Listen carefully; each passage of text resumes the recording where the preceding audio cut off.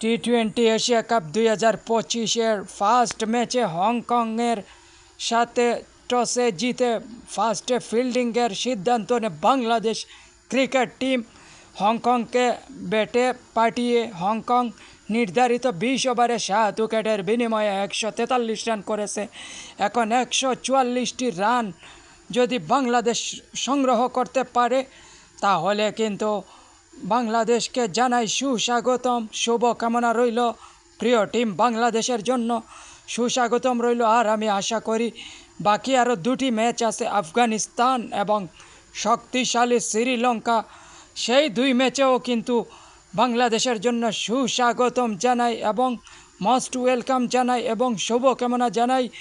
এবারের Asia cup কিন্তু আমি আত্মবিশ্বাস করি টি-20 এশিয়া কাপ বাংলাদেশ চ্যাম্পিয়ন হবে। আবারও বাঙালি জাতির গৌরব ফিরে আসবে। সেই তামিম ইকবাল, সেই মাশরাফি বিন মর্তুজা, সেই সাকিব আল হাসান, মাহমুদুল্লাহ রিয়াদ, মুশফিকুর রহিম, এরা থাকতে কিন্তু অনেক দুর্নীতি হয়েছে বাংলাদেশ ক্রিকেটের সাথে। এইবার বাংলাদেশ ক্রিকেট কিন্তু আবারও ঘুরে দাঁড়িয়েছে।